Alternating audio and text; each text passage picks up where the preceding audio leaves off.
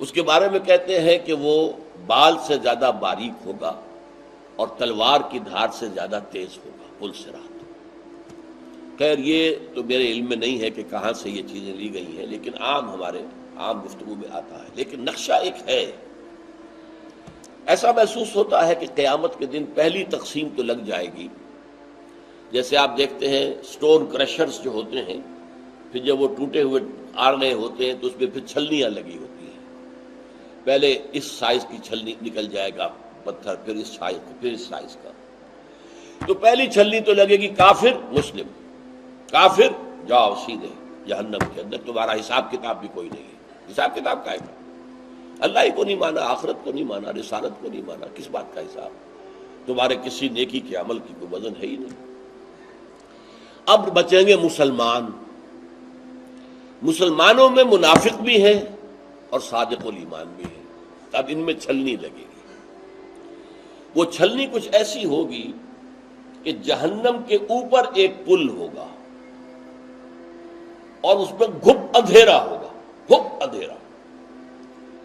اور جن لوگوں کے پاس ایمان اور عمل صالح کی روشنی ہے وہ روشنی ظاہر ہو جائے گی۔ ایمان ایک نور ہے جو میرے اور آپ کے قلب میں ہے، لیکن اس وقت وہ نور ظاہر نہیں ہو رہا، اس وقت وہ نور ظاہر ہوگا، وہ چمکے گا۔ اور اعمال صالحہ جو ہے وہ ہم اپنے داہنے ہاتھ سے کماتے ہیں، تو داہنی طرف اعمال صالحہ کا نور ہوگا۔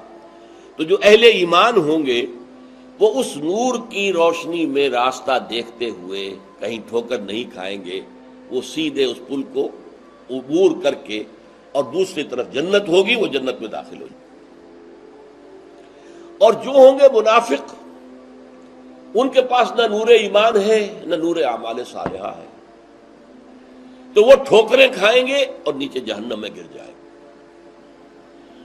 یہ ہے ایک نقشہ، اور اس کے لیے تائید سورہ، یہ جہاں تک میں نے آپ کو بتایا یہ نقشہ، یا ایھا الذین آمنوا توبوا الی اللہ توبۃ نصوحا عسیٰ ربکم ان یکفر عنکم سیئاتکم ویدخلکم جنات تجری من تحتہا الانہار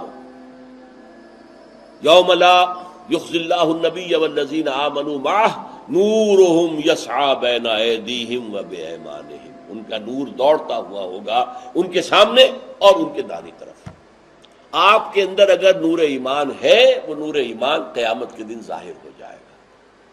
اگر نور اعمال صالحہ ہے وہ آپ کے داہنی طرف آئے گا اور آپ اس کے روشنی میں راستہ دیکھتے ہوئے چلتے جائیں گے اور اس پل پر سے گزر جائیں گے۔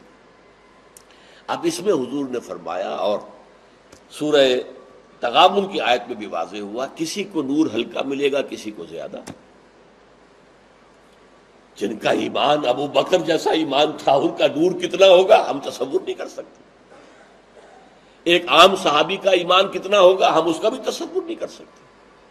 ہمیں اگر کوئی تھوڑا بہت ایمان ملا ہے تو ہمیں تو تھوڑی سی ٹارچ جتنی روشنی بھی مل جائے تو بہت غنیمت ہے، یہ سمجھ لیجیے۔